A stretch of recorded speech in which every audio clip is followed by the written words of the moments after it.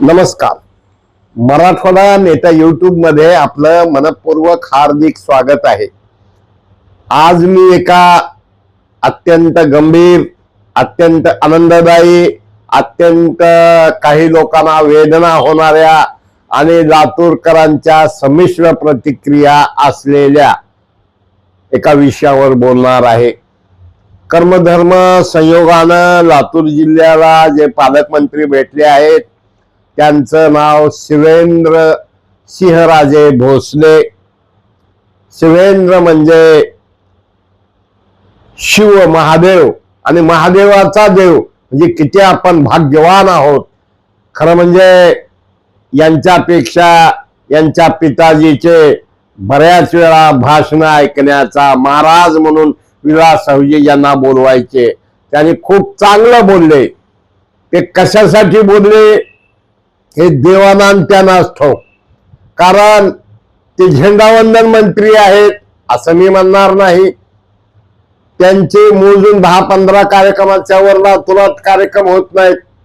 पण त्याने सांगितलं की अमित भैया सारख्या, खरं म्हणजे अमित हा भैया हे वयानं छोटे आहेत, माजी मंत्री अमित जी म्हणा, पण भैया म्हणल्यानंतर खालचे कार्यकर्ते चुळबुळ चुळबुळ चुळबुळ चुळबुळ सुरू झाली आणि या चुळबुळ मध्ये काही जणांना मळमळ सुरू झाली.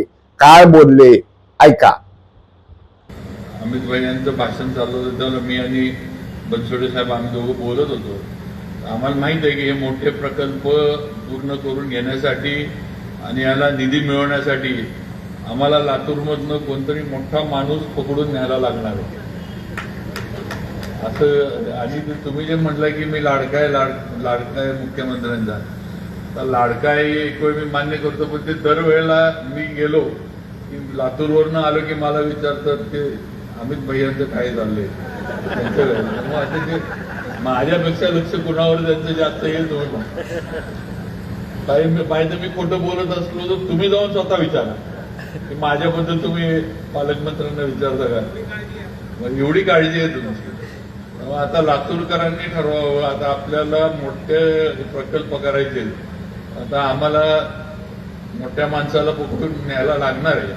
ऐकलात ना, अशी मोठे माणसं आपल्याला मुंबईला घेऊन जायचे. कशासाठी? मोठे म्हणजे दामवाले. आणि का म्हणले की मला मुख्यमंत्री गेल्यानंतर मुंबईला विचारतात अमित देशमुख, अमित भैयाचं काय चाललंय. तुम्हाला खोटं वाटत असेल ना, तुम्ही म्हणताना लाडका आहे, तुम्ही त्यांना विचारा. म्हणजे काय लातूरकरांचं दुर्दैव आहे की धड अमित देशमुख भाजपमध्ये येत नाहीत. आणि काही जण तर असं म्हणतात की एक जागा फक्त अमित देशमुखला सोडा, बाकी अमित देशमुख त्यांच्या हेलिकॉप्टरचा विमानाचा वापर न करता इतरत्र लक्ष देणार नाहीत, रसद देणार नाहीत. पण मित्र हो, यांना पकडून न्यायला पाहिजे. मग अमित देशमुख का म्हणले की पोलिसाकडून नाही, तुम्हाला प्रेमानं. आणि अशा एका परिस्थितीमध्ये जवळजवळ 7 दिवस झालं, 8 दिवस झालं लातूरमध्ये चर्चा आहे. काही लोक येडे असतात, काही लोक शहाणे असतात, काही लोक अतिशहाणे असतात. अरे म्हणजे भैया भाजपच येणार आहेत. ते काही जण म्हणतात तिकडं काय चाललंय, ही खबऱ्या करायला भैया खबऱ्याचं काम करते. तर काही जण म्हणतात नाही नाही, तिथं जावाई भैयाचे मेवणे जिजाजी बहिणीचे मिस्टर हे तिकडं आहेत, ते भाजपचे आहेत. त्याच्यामुळं कदाचित लातूरमध्ये भाजप वाढता कामा नये याची खबरदारी राजे घेत आहेत. जेव्हा राजे असं वागणार असतील तर काय करावं लागेल. मी नेहमी भगवानराव नागरगोजेचं उदाहरण देतो.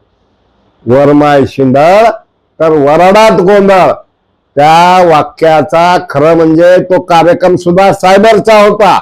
सायबर गुन्हे कसे घडतात काय नाही.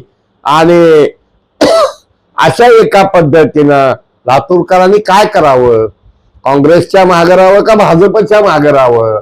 कारण जर पालकमंत्री आणि साधे पालकमंत्री नाहीत, राजे पालकमंत्री ते जर म्हणणार असतील की मुख्यमंत्री मला मुंबईला गेल्यावर विचारतात की अमित भैयाचं कसं चाललंय, राजा हो, अरे तुम्ही राजे आहात हो, राजे राजे. आमच्यासारख्या स्वार्थी पोतराजा लोकांनी अमित भैया म्हणलं ठीक आहे, बच्चा आहे वो अभी, उगा फक्त श्रीमंताच्या पोटी. अहो तुम्ही खानदानी राजे आहात, हा खानदानी राजा नाही. विलासराव देशमुख जेव्हा पहिल्यांदा निवडून आले त्यावेळेला 1-2 वरून मदत झाली, लोकांनी पट्टी गोळा करून निवडून आणलं. एकतर मुख्यमंत्र्यांनी लातूर जिल्ह्याचा पालकमंत्री बदलावा. काही जण म्हणतात नाही म्हणजे भैया गडबड केली. भैया म्हणजे कोणते भैया? लातूरातले भैया इथं संभाजी भैया गडबड केली की अमित भैया येणार. एकदा आठवत आहे पालकमंत्री संभाजीराव पाटील होते आणि देवाभाऊ येणार होते. त्यांचा दौरा दुष्काळी दौरा बाबळगाव मार्गे आणि गपचूप बाबळगाव गडीवर जायचं चाललं होतं. तसं देवाभाऊ कधी कुणाच्या घरात फोडतील, कुणाचं घर कुठं करतील, कुणाला वाऱ्यावर सोडतील आणि कुणाला राजमुकुट देतील सांगता येत नाही. पण पोलीसच्या सायबर, आता खरं म्हणजे आतापर्यंत या विषयावर कोणीच बोललं नाही. त्यामुळं पण एक आहे, दाल में कुछ काला है क्या दालच पुरी काली है, हे समजण्याच्या पुढचं आहे. मग कदाचित अर्चना पाटलाला बळीचा बकरा करायचं तर काम नाही ना. महात्मा शिवराज पाटील चाकूरकर किंवा लिंगायत समाजाला उग मधाचं बोट दाखवायचा तर उद्योग नाही ना. मित्र हो, चिंतन करा, मनन करा. आणि राजे जर असे वागणार असतील, असे पालकमंत्री जर बालकासारखं वागणार असतील किंवा मालकासारखं वागणार असतील तर लातूर जिल्ह्याच्या जनतेने या ठिकाणी काहीतरी वेगळा विचार करण्याची वेळ आलेली आहे. महानगरपालिका का गेली? मग देवाभाऊंनी लक्ष दिलं असं म्हणावं लागेल का? म्हणजे हे सगळ्या फार गंभीर विषय आहे.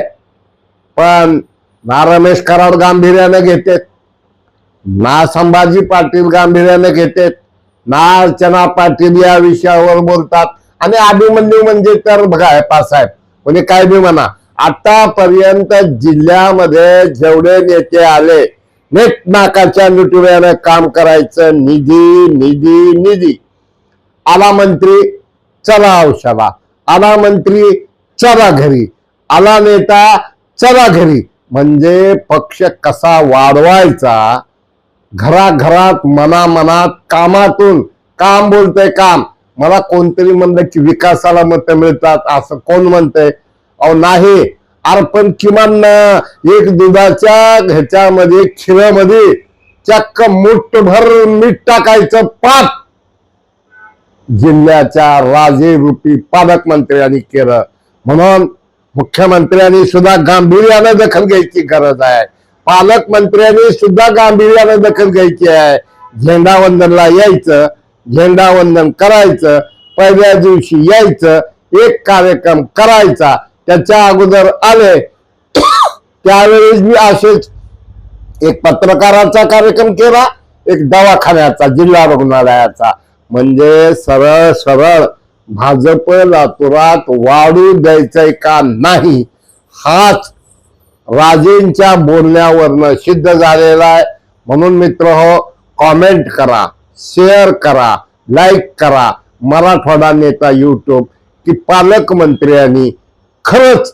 आणि मोठा पासाहेब एक जमाना था, लाहोटी राठी बियाणी इनानी म्हणजे लातूर होत. आता सगळे एकीकड आणि एकच अमित देशमुख एकीकडं. हिरो रितेश देशमुख आहेत. सगळ्यात खरं म्हणजे ज्या हिरोच्या चित्रपटामध्ये अमिताभ बच्चन होते, ज्याच्यामध्ये वेगवेगळे संजय दत्त होते, मला वाटतं मुख्यमंत्र्याच्या मिसेस काय नाव प्रताप फडणवीस होत्या. म्हणजे शेवटी मैत्री असावी. राजकारण म्हणजे भांडण नसतंय, पण राजकारण म्हणजे लोकांच्या डोळ्यात धुळफेक करायची नसते. मुख्यमंत्र्यांनी शिवराज पाटलाच्या स्मारकाचं बोलणं, काय झालं त्या स्मारकाचं? अरे उगा मूर्ख बनवणं बंद करा. देवा भाऊ, फार लोकांच्या अपेक्षा तुमच्याकडनं आहेत. मध्ये मध्ये विवेकानंद टावर हा देशमुखाच्या बाजूला असं म्हटलं जायचं, म्हणून सांगून टाकायचं लोकांना की ही जागा उगा लुटूपुटूची लढाई आहे. दोनदा लाहोटी लढला, एकदा अर्चना पाटील लढल्या, बसवराज पाटलाला इकडं आणून जिल्हाध्यक्ष केलं आणि जिल्ह्याच्या सुंदर राजकारणामुळं 36 वरून 18 भाजपच्या जागा आल्या. पालकमंत्र्याला निवडणुकीत वेळ नाही. पालकानं पालकासारखं वागायला पाहिजे. पालकानं मालकासारखं किंवा बालकासारखं वागायला नको. म्हणून मी नेहमी म्हणतोय, समझ कर, समझ को समझो, लाख समझा या परना समझा, मेरे समझ में वो बेसमझ आहे. मी पालकमंत्र्याला एकदा भेटलो होतो. मला एकदा तुम्हाला एकट्यात बोलायचं म्हणलं होतं जिल्ह्याच्या राजकारणात. बोला की म्हणले. 4-5 लोकांच्या साक्षीनं बोललो. शेवटी मित्र हो, राजकारण एवढं घाणेरडं नसावं. किमान राजाच्या वागण्यात बोलण्यात हे शोभा देणार नाही. मग फिक्सिंग आहे म्हटलं तर वाईट वाटतंय. तर मित्र हो, शेअर करा, लाईक करा. आणि मी भाजपचा प्रवक्ता नाही, मी हिंदुत्ववादी आहे, मी मानतोय. आणि एक सांगतो, परवा कार्यक्रमामध्ये ज्या ठिकाणी 10 फूट बुद्धाची मूर्तीचं अनावरण झालं, त्या ठिकाणी भंते का म्हणाले की हे बुद्ध धर्माचा प्रचार आणि प्रसार करतात, पण ते त्यांच्या धर्माला सोडत नाहीत. कोणाला काय किसको मिरची लगी तो मैं क्या करू. पण सत्तेचं केंद्रीयकरण होत चाललंय. मोठे माणसं म्हणजे कशानं मोठे, काय त्यांना ईडी नाही, काय नाही. काट्याचं वरून रिपोर्ट येते, काटा okay, Amit okay, Dheeraj okay, सब कुछ ओके. आणि वरने छुपके छुपके लेते हैं मुके और गोर गरीबों को लगते हैं थुके. क्या थो असं चाललंय. म्हणून मित्र हो, शेअर करा, सबस्क्राईब करा, लाईक करा. धन्यवाद.